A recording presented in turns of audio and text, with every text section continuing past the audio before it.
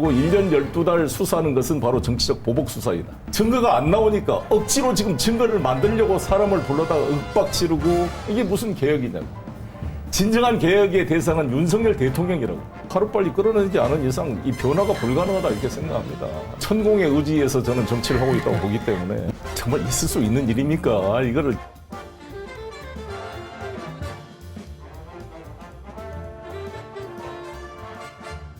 여러분 안녕하십니까? 정치인을 만나 우리 사회 구석구석 정치 이슈를 짚어봅니다. 앵커 정치를 만나다. 오늘은 송영길 전 더불어민주당 대표와 함께하겠습니다. 안녕하십니까? 네, 안녕하십니까? 네, 목포에는 자주 오시나요? 네, 제 고향이 전남 고흥입니다. 뭐 그렇기도 하고 또 목포에 지난 대통령 선거 때도 또 전당대 때도 자주 찾아뵙습니다.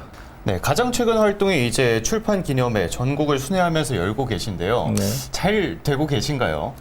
제가 4월 20일경에 프랑스에서 제가 귀국을 했습니다. 네. 아시다시피 이 전당대 돈봉투 논란이 발생을 했는데 제가 파리에서 기자회견 했을 때처럼 이게 저로 인해서 발생한 사건이기 때문에 제가 정치적으로 책임을 지고 민주당을 탈당했지만 법률적으로는 제가 관련된 게 없다는 점을 분명히 하고 이에 대해서는 법적인 투쟁을 하겠다. 네.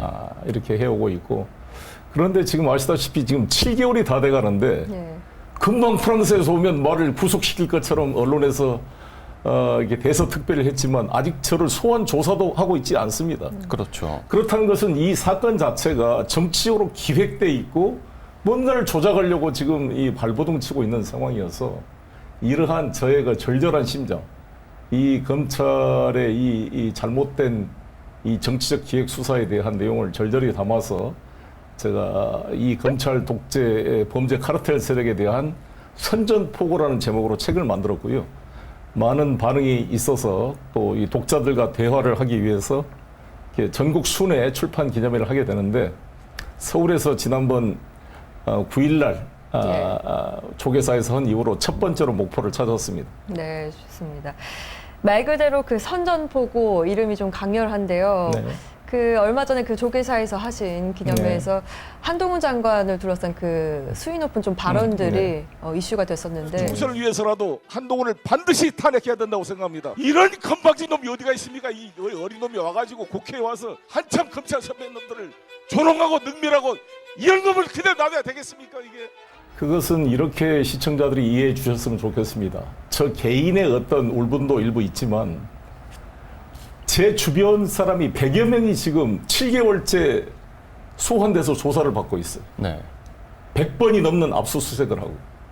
그러면 시청자 여러분도 한번 입장을 한번 바꿔놓고 생각을 해보십시오. 여러분이 직장 생활을 하고 있고 기업을 운영하고 있는데 자기 사건도 아니고 뭔가 자기가 좋아했고 후원했던 정치인과 연결됐다는 이유로 자기를 참고인으로 불러다가 조사하고 피의자로 전환해서 관련이 안 나오니까 별건을 가지고 수사해서 자기 기업 활동을 못하게 만들고 이런 상황이 발생하면 심지어 목숨을 끊는 사람도 생기는 거 아닙니까? 그렇죠. 그러니까 이게 너는 저 입장에서는 저 개인도 힘들지만 저 때문에 저로 인해서 수많은 사람이 검찰에 불려가 고통을 받는 게 정말 참을 수 없는 분노를 느끼게 된 것입니다.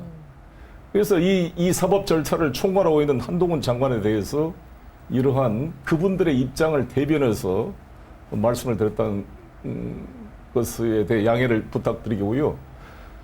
윤석열 대통령께서 후보 시절에 그랬잖아요. 한 사람을 찍어가지고 1년 12달 수사하는 것은 바로 정치적 보복 수사이다. 네. 저절로 증거가 나온 것을 수사한 것은 정상적인 수사이지만 이렇게 답변을 하셨고 또 여러분이 한번 기소가 되면 대법원의 무죄 판결을 나더라도 이 법률적으로 숙련된 검사를 만나 수년간 소송을 치르다 보면 인생이 절단난다 이런 표현을 했어요. 딱 그 표현이 맞는 것 같아요. 그걸 지금 저 송영길에게 그러한 정치적 보복 수사를 하고 있는 거 아니겠습니까? 네. 그렇잖아요. 저절로 증거가 있으면 지금 7개월이 됐는데 소환조차 안 하고 있다는 것은 증거가 안 나오니까 억지로 지금 증거를 만들려고 사람을 불러다가 윽박 지르고 별건 수사로 협박해서 막 자신들이 원하는 진술을 만들려고 지금 노력하고 있는 거잖아요. 이렇게 무리한 수사를 하게 되면 사고가 발생하게 됩니다. 그리고 얼마나 저로서는 분노가 차겠습니까? 지금 한동훈 장관 본인의 여러 가지 부동산 관련 의문 문제나 본인의 딸 논문 대필 여러 가지 이 스펙 그런 위조 같은 염려들이 많잖아요. 이것을 만약에 조국 장관 딸과 조국 장관 부인 본인에 대한 수사의 강도로 한동훈 장관과 본인 가족들을 다 수사를 하게 되면 네. 어떻게 되겠어요? 그러니까 그 견딜 수가 없을 겁니다. 본인도. 네. 그런 점을 제가 말씀드립니다. 네. 요즘 또 송영길 신당 창당설도 나오고 있거든요. 네. 맞다고 봐야 할까요? 즉 이런 면이 있습니다. 이 신당 창당 문제는 아까도 제가 말씀드린 것처럼 저의 기본 생각은 내년 총선에서 이 범야권 세력이 최대한 의석을 확보해서 이 윤석열 이 무도한 정권을 탄핵 소추할 정도의 의석이 확보됐으면 하는 게 바람이 있거든요. 네. 근데 그러려면 이제 여러 가지 고민이 필요할 텐데 현재 선거구제 확정의 여부에 달려 있습니다. 그래서 아시다시피 논란이 되고 있는 연립형이냐 연동형이냐 병립형이냐 연동형이냐 지금 이 논쟁이 되고 있는데 만약에 현재 이 국민의힘은 다시 병립형으로 옛날처럼 회귀하자는 것이고 네. 지금 민주당은 연동형을 계속 발전해 가자 이렇게 주장하고 있는 거잖아요. 예. 양 당이 서로 합의가 안 되면 현행대로 가기가 쉽습니다. 현행대로 오면 47석의 비례대표를 연동형으로 가는 거잖아요. 그러면 옛날처럼 위성정당을 만들 수 없을 거 아니겠습니까? 네. 그건 저도 그때 위성정당 만든 거를 반성했고 이재명 대표도 수차례 위성정당 설립에 대한 반성과 다시는 안 하겠다라고 약속을 해왔기 때문에 만약에 현행 연동형제로 가고 위성정당을 민주당이 안 만든다. 네. 그러면 전국의 우리 민주당 지지자들이 찍어줄 만한 비례정당이 불가피하게 필요하지 않겠는가. 그렇다면 저의 역할이 있지 않을까 이렇게 고민하고 있는 것이죠. 네, 알겠습니다.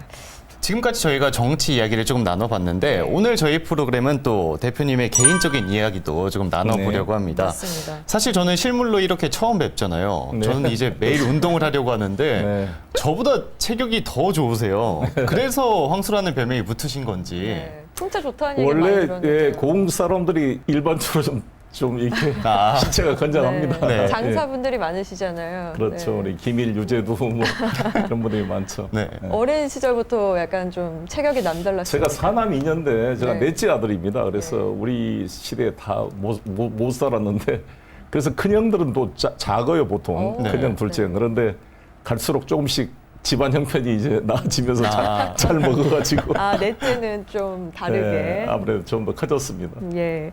안 그래도 육남매라고 하셨는데 보니까 네 분이나 고시 패스를 했다고 들었습니다. 이게 좀 유전적인 걸까요? 공부 비결이 따로 있는지 궁금한데요.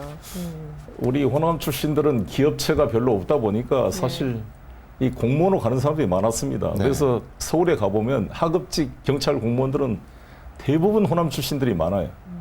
영남에는 많은 산업이 발전돼서 기업체가 많다 보니까 네. 공직으로 안 가더라도 먹고 살 수 있는 그런 네. 기회가 있었거든요, 상대적으로. 근데 우리는 호남은 그런 큰 기업체가 없다 보니까 대부분 고시 공부나 공무원, 뭐 소방공무원, 경찰공무원 이런 데가 호남 분들이 많아요. 근데 저희도 마찬가지로 저희 아버지께서 면사무소 서기로 네.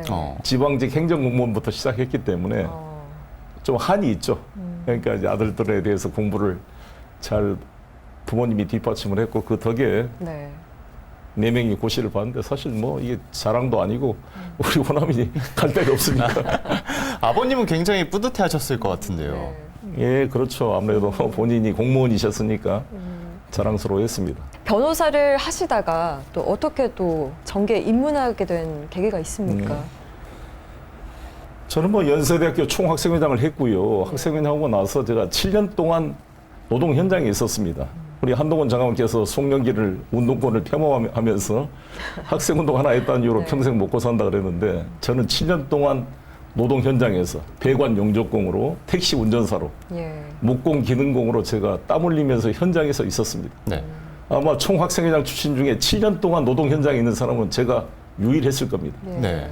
제가 고시 공부를 하게 된 이유도 무슨 판검사 입신양명을 하기 위한 게 아니라 노동 현장에 있다 보니까 산재 당하신 분들, 해고 당하신 분들, 한테 2년보다는 법률적인 구조가 더 절실히 필요했습니다. 네. 그래서 제가 변호사 자격이 필요하겠다 싶어서 제가 전국 택시 노조 인천시 지부 사무국장 시절에 조합장들 총회에서 송영길 사무국장 사법고시 공부에 관한 건을 토론해가지고 표결로 제가 고시 공부를 하게 됐어요. 정말 네. 중요한 인물이셨나 봐요. 네, 35대 10인가 그때 조합장들이 아. 투표를 했어요. 네. 그래서 제가 신림동 고시철에 공부할 때 우리 택시 노조 위원장들이 한 달에 한 번씩 네. 치킨 사가지고 와서 오. 그 격려를 했고 그 약속이 제가 변호사가 돼서 다시 현장에 돌아오겠다. 그 아. 약속을 지켰습니다. 어. 제가 사법고시를 57등으로 합격해서 300명 중에 네. 판검사 임용 성적이 됐음에도 판검사를 가지 않고 변호사가 돼서 인천에 돌아와서 다시 노동인권 변호사로 3년 동안 일했습니다. 네. 그러다가 제가 이 국회의원이 이제 예. 김대중 대통령께서 젊은 피 수혈론에서 제가 제1호 젊은 피로 수혈돼서 네. 제가 출마하게 된 거죠. 정당 얘기를 하자면 국민의힘 얘기 먼저 해보겠습니다. 가장 큰 문제점은 지금 이 순간 뭘까요? 대통령한테 민심을 가감없이 전달할 수 있는 유일한 저는 사람이 당대표라고 봅니다. 그런데 지금 국민의힘의 가장 큰 문제점은 김기현 당대표가 애초에 당대표가 될 때부터 윤석열 대통령과 대통령 측근들의 전폭적인 후원으로 안철수 후보를 이기고 된 거잖아요. 그렇죠. 유승민 의원이나 다른 이현주 의원 같은 분들이 지적하기를 이러려면 왜 전당대회를 했느냐. 차라리 임명해버리지. 룰을 바꿔서 유승민 의원을 참여를 못하게 만들고 그다음에 나경원 의원을 아예 주저앉혀버리고 해고시켜서 예. 이준석 의원 아예 징계해서 쫓아내고 안철수는 그냥 대통령실을 공격해가지고 주저앉혀서 김기현을 사실 만들어준 거잖아요. 그러다 보니까 김기현 당대표가 저는 윤석열 대통령한테 한 번도 바른 소리를 쓴소리를 한 적이 없다고 봅니다. 이게 무슨 개혁이냐고. 진정한 개혁의 대상은 윤석열 대통령이라고. 윤석열 대통령이 스스로 변화되거나 아니면 윤석열 대통령을 끌어내리지 않으면 이게 저는 이 혁신이 안 된다고 봅니다. 그래서 국민의힘의 가장 큰 문제는 대통령에 대해서 전혀 독자적인 자주성이 없다라는 거죠. 그렇다면 이제 대통령과 당대표와의 관계 때문에 혁신이 좀 어렵다고 보시는 거잖아요. 윤석열 대통령에 대해서는 어떻게 생각하고 계십니까? 저는 윤석열 대통령은 하루빨리 끌어내지 않은 이상 이 변화가 불가능하다 이렇게 생각합니다. 저렇게 60평생을 살아온 분이 어떻게 바뀌겠습니까? 그리고 또 저기는 뭐 천공의 의지에서 저는 정치를 하고 있다고 보기 때문에 네. 좀 정상적으로 국민의 민심을 들어서 일을 할 수 있는 스타일이 못 된다. 그래서 저는 가장 중요한 계기는 다음 총선에서 압도적인 예. 민주당과 야권의 승리로 이 대통령이 더 이상 국가를 망가뜨리지 않도록 견제를 해야 된다 이렇게 생각합니다. 예. 반대로 지금 민주당에 대한 좀 평가를 해주신다면요. 민주당은 지금 침대 축구하고 있다 이런 얘기를 듣고 있잖아요. 네. 너무 안일하다. 물론 열심히 하시는 분도 있지만 생계형 정치인들이 많다 이런 평가가 있습니다. 그래서 저는 민주당이 지금 현상 유지하면 지금 반사 효과로 총선에 이길 수 있다 이렇게 해서는 안 된다 이렇게 보거든요. 네. 그러니까 이 문제에 대해서 지금 이동관, 한동훈 장관에 대한 탄핵 소추 문제부터 시작해서 예. 정치적 개혁 지금 병립형이냐 연동형이냐 싸우고 있는데 사실 병립형으로 회귀한다는 것은 완전히 정치 후퇴 아닙니까? 예. 기본소득당 용해인 같은 사람들이 탄생하려면 소수자한테도 공간을 만들어 줘야 될 거 아니겠어요? 그게 연동형의 그런 취지 아닙니까? 그럼 지역구 1당, 2당이 비례대표까지 다 가져가겠다. 그것을 이탄희 의원께서는 골목 상권의 침해다 이런 표현을 썼는데 네. 그 이탄희 의원의 말이 맞다고 보거든요. 그러니까 이탄희 용해인 의원 같은 이런 정치를 민주당이 좀 다수가 되면 좋겠다 이런 생각을 합니다. 네. 저희 최근 이슈도 몇 가지 좀 짚어보려고 하는데요. 김포 서울 편입 뉴시티 프로젝트에 대해서 인천시장도 하셨으니까 좀 더 보는 시각이 남다를 것 같은데 어떻게 보시나요? 정말 있을 수 있는 일입니까? 이거를 김포를 편입한다는 것을 이렇게 무슨 떴다방 부동산 투기꾼이라고 이 홍준표 시장이 그치겠던가요? 그런 식으로 이렇게 한다는 것은 있을 수 없는 일이고 예. 김기현 대표께서도 울산시장을 했던 분인데 예. 행정구역 편입이 이렇게 쉽습니까? 사실은 원래는 김포는 인천으로 들어온 게 맞아요. 왜 그러냐면 인천이 강화와 인천 사이에 끼어 있거든요. 네. 그래서 인천에서 강화도를 가려면 김포를 지나서 갑니다. 그러니까 애초부터 최기선 시장 때 이게 95년도에 광역시가 만들어질 때 최기선 시장이 김포 출신입니다. 네. 지금 유정복 시장도 김포 시장을 했어요. 네.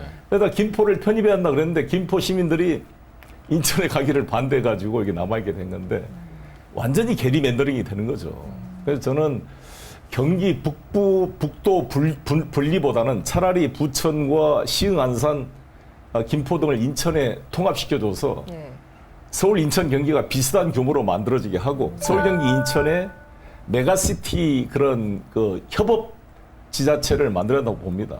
부울경처럼. 그런데 이 윤석열 대통령과 국민의힘이 지방시대를 열겠다고 떠들었으면서 부울경 메가시티 플랜은 전부 무산시켜버렸습니다. 네. 그래 놓고 김포만 서울에 편입시켰다는 것은 마치 사이비 종교가 하늘나라에 가는 표는 너희들만 있다 이런 식으로 지금 갈라치기 하는 거잖아요. 그러면 나머지 하남이나 이런 뭐 일산 이런데 서울 주변에 있는 도시들 어떻게 하란 말이에요.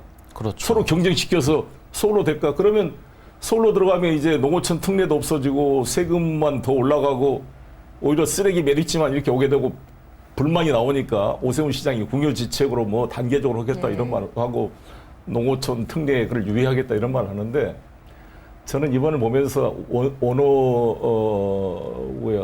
오세훈 시장은 저기 네. 대통령감이 못 되겠다 이런 생각을 확실하게 갖게 됐습니다. 네. 저렇게 눈치 보고 서울시장으로서의 소신적인 발언도 못하고 차라리 유정복 인천시장이 소신 있는 발언을 잘했다 이렇게 저는 생각합니다. 네.